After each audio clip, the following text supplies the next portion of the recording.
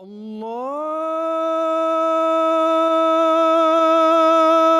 Akbar, Allah. The Holy Prophet, peace be upon him, said, "Prophethood shall remain among you as long as God wills. He will bring about its end and follow it with Khilafat on the precepts of prophethood for as long as He wills, and then bring about its end.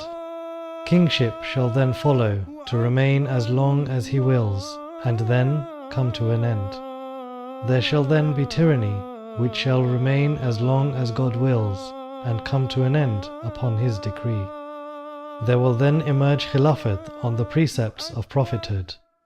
Then he remained silent. Musnad Ahmad.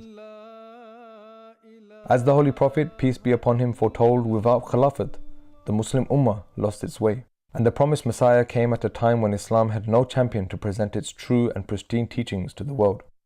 He was the divinely appointed reformer for this age, but he brought no new religion, no new laws.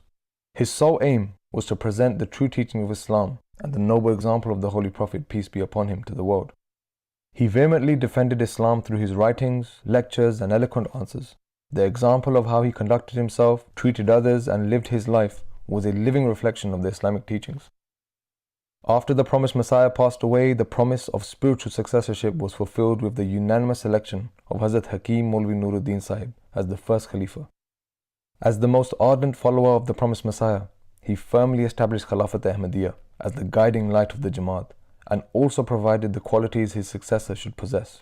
"My successor should be one who is righteous, popular, erudite, and of good conduct. He should overlook shortcomings of and exercise forbearance towards the old and new friends of Hazrat Sahib, the promised Messiah alayhi salam. I was a well-wisher of everyone, so should he be. The lessons of the Holy Quran and Hadith should be continued." One man who embodied all of this and more was Hazrat Mirza Bashiruddin Mahmud Ahmad Sahib, the promised son of the promised Messiah. There were no other names put forward to succeed the first Khalifa. He fortified the foundations of the community, establishing many of the structures and organizations we know today, including the auxiliaries MKA, Lajna, and Ansar, as well as visionary initiatives that underpinned the Jamaat, such as Tehreek-e-Jadid and Waqf-e-Jadid. His immense knowledge and understanding of the Quran was matched only by his insatiable desire to share it and propagate the word of Allah the Almighty all over the world. Hazrat Mirza Nasir Ahmad Sahib visited many countries around the world, laying the foundations of mosques, delivering the message of Islam, and perhaps most notably, established the Nusrat Jahan scheme to tackle extreme poverty by building schools and hospitals. He also started the Talim al-Quran department, an initiative designed to ensure that no Ahmadi is unable to recite the Holy Quran. Hazrat Mirza Tahir Ahmad Sahib was elected as the fourth successor of the promised Messiah in 1982. But as the Jamaat had grown around the world, so too had the persecution of Ahmadis in Pakistan. Their shops were looted and set on fire, mobs rioted outside their mosques, and discrimination practiced by the government increased. When Ordinance 20 was introduced in 1984, designed to prohibit Ahmadis from practicing their faith in the country, it was unanimously agreed in an emergency meeting that Huzur should immediately leave the country. Consequently, Huzur established London as the new headquarters of the community, and shortly after, he established the Waqf-e-No scheme, encouraging parents to dedicate and train their children to serve the Jamaat.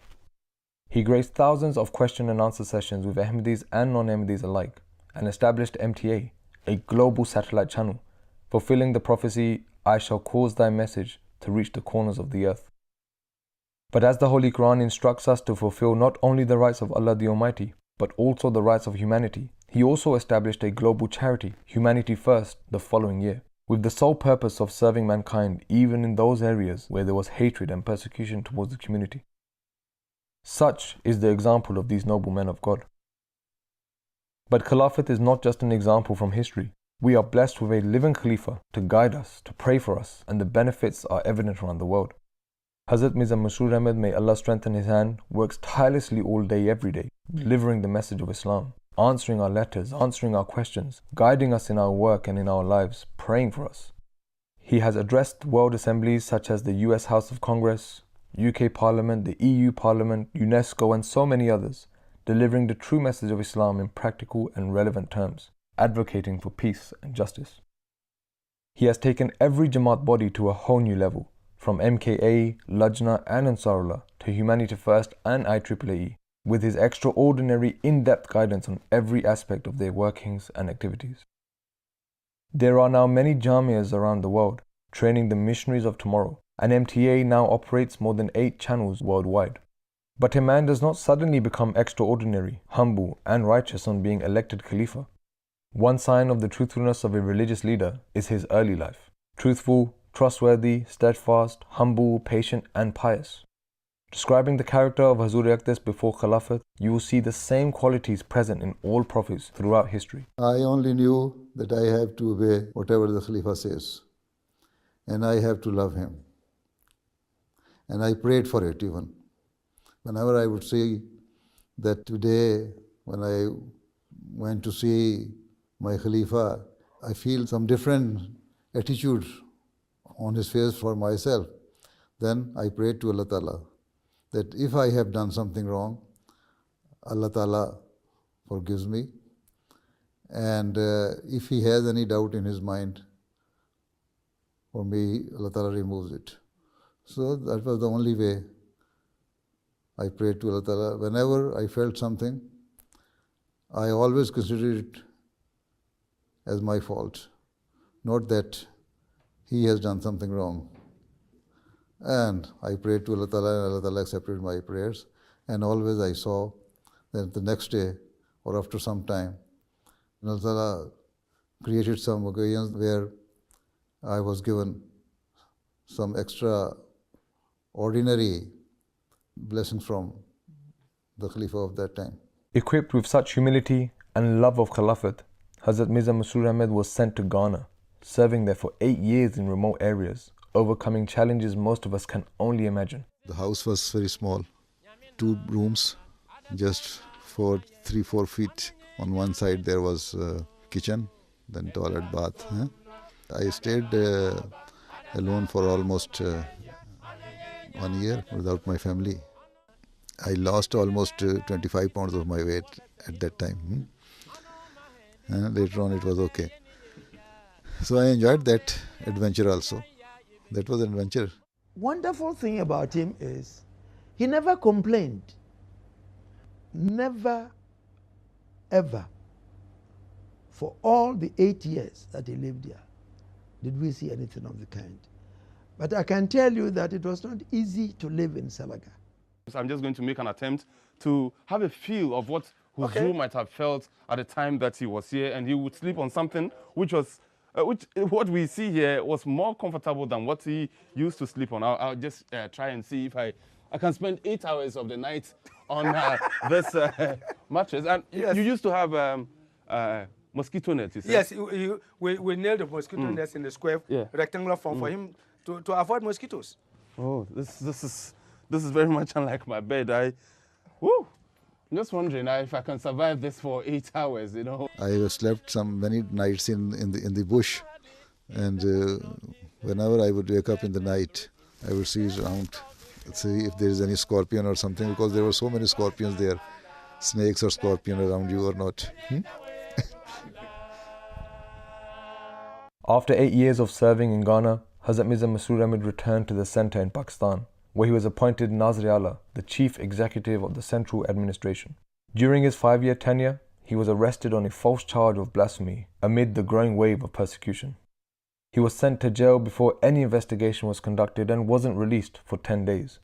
You see the true character of a man when he is put in circumstances of extreme hardship, and a Pakistani prison certainly isn't an easy place to be for even one night. Despite this, he remained calm, patient, and steadfast throughout this ordeal. If everyone followed leaders of such character, the world would be a harmonious paradise. When people meet Hazur Aqdas or hear him speak, they witness a man of peace, tolerance, and justice. He prays for us day and night and works tirelessly for nothing more than the pleasure of Allah the Almighty and the benefit of humanity. Persecuted for your beliefs, jailed for your faith, and exiled from your homeland, but you refuse to turn to bitterness or vengeance. Instead, His Holiness has emerged as a leader of wisdom and compassion, a champion of nonviolence among nations. No society can truly succeed unless it guarantees the rights of all of its peoples, including religious minorities. whether they're Ahmadiyya, Muslims in Pakistan, or Baha'i in Iran, or Coptic Christians in Egypt. I would like very much to confirm my support for the work that His Holiness and the Ahmadi Muslim community are doing, particularly in London. Even I didn't know when I was elected, then my name even will be proposed.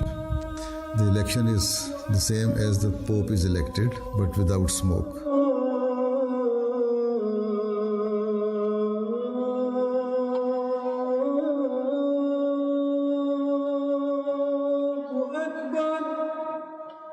I know you are a regular visitor and speaker to parliaments and assemblies around the world, whether it's the US Congress or the European Parliament. Let it be clear that I am not speaking in support or favor of any particular individual country.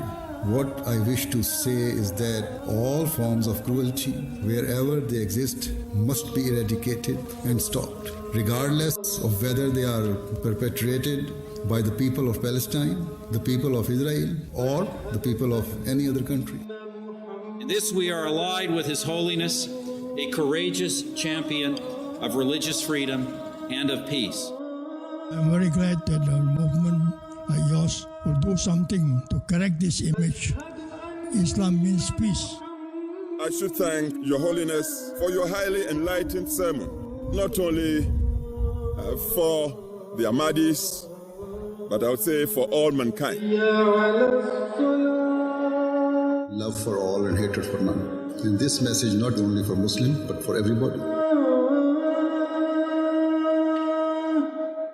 You are a man, though of humble beginnings, your leadership has made you a figure of global prominence, and you have become a guide for millions of Muslims worldwide.